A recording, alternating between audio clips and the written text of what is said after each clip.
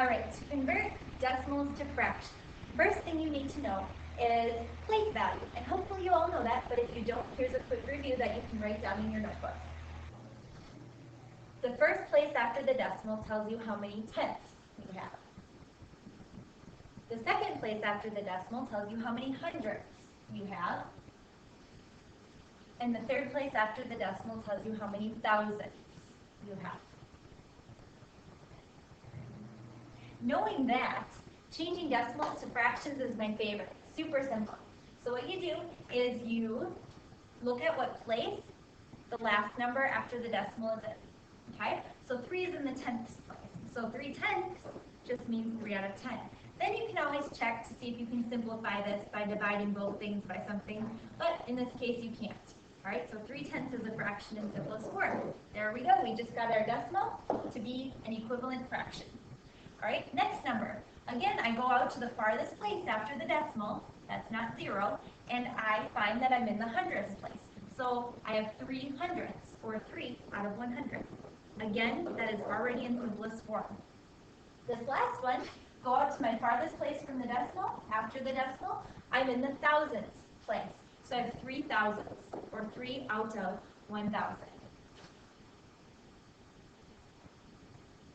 Okay.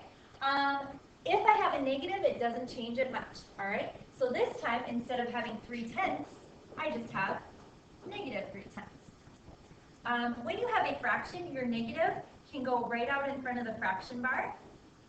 It can go with the top number. Wow. Like that. Or it can go with the bottom number, like this. All right? So your negative can go out in front, it can go with the top or the bottom, but not both. Moving on to this one, hundredths place. So I have my fraction out of 100. I have 13 hundredths. And this one right here, this last example, goes out to the thousandths place. So I know my fraction will be out of 1,000. And how many thousandths do I have? I have 22.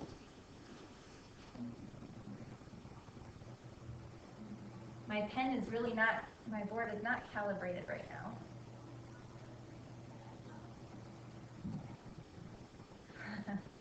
Come on, board, you can do it.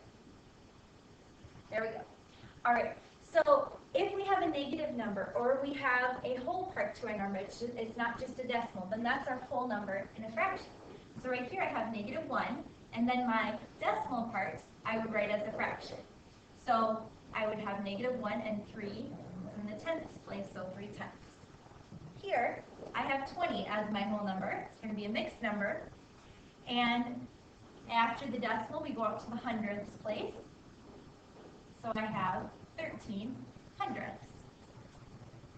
Over here, this example is one I wanted to go over because technically my number goes up to the hundredths place. It has a 0. So I could write 40 hundredths. That is perfectly fine. All right? However, zeros that come after all the other numbers in the decimal aren't really important. So I could also just say, okay, my 4 is in the tenths place, I have 4 tenths. And when you simplify these two fractions, you'll find that they're equivalent. So we could divide both of these by 20, and we get 2/5. We could simplify these by dividing them both by 2, and we would again get 2/5.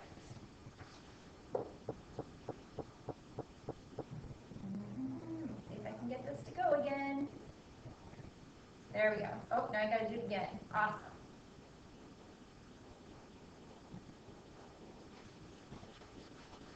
Do it on my computer. Okay, so now fractions to decimals. All right? Also not super hard. Remember that every fraction is division, just waiting to happen. So this problem is 2 waiting to be divided by 5. I can do that over here. 2 divided by 5. 5 goes into 2 0 times. All right? So 5 goes into 20 4 times. Okay? So I have my decimal up here. 2/5 can be written as 0.4. Let's move on to another fraction that we're going to convert to a decimal. This time we'll talk about test scores. So from chapter 1, we had in our test 40 points. So many technical difficulties today. Get my pen. Voila. All right. So this problem right here, this person got 12 out of 40 correct on their test. To find their decimal score, that means 12 divided by 40. Does 40 go into 12? It does not. Does 40 go into 120? Yes, it goes in 3 times. Exactly. All right, so 12 out of 40 as a decimal would be 0.3, okay, which would be like 30%. Not a great test score to have. All right, let's look at somebody who did a little bit better and scored 35 out of 40. That means 35 divided by 40. If I did that long division style, not my favorite thing to do, but you know, sometimes it's needed. All right, 40 goes into 35 0 times. 40 goes into 350 8 times. 320. Whoops, 320. Okay, we're left with 30. 40 goes into 300 7 times. With a remainder of 20. Bring down another 0. 40 goes into 200 5 times. So if we wanted to write 35 out of 40 as a decimal, we would have 0.875. And when you're trying to figure out your percent, you look at the number up to the hundredths place, because percent means out of 100. So this would be 87, excuse me, 87 hundredths or 87%.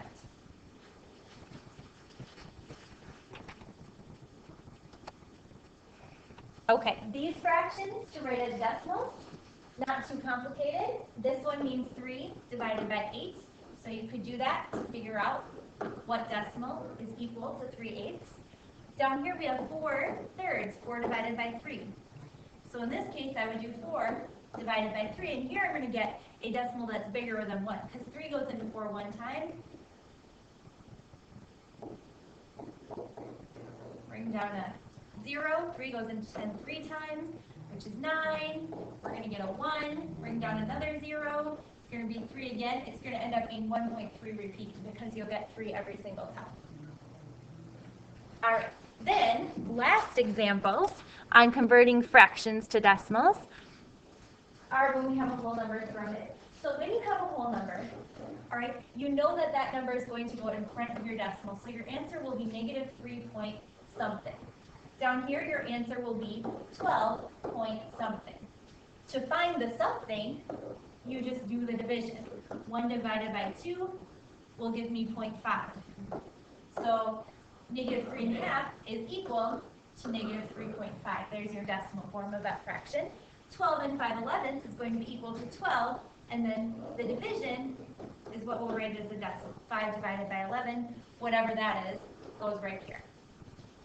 Your job before class tomorrow is to write negative 1 and 1/8 as a decimal. So negative 1 will be your whole number, and after the decimal, you need to figure out what goes there. If it goes out farther than the hundredths place, you can just round it to the hundredths place, round it up. So your answer should be negative 1 point something.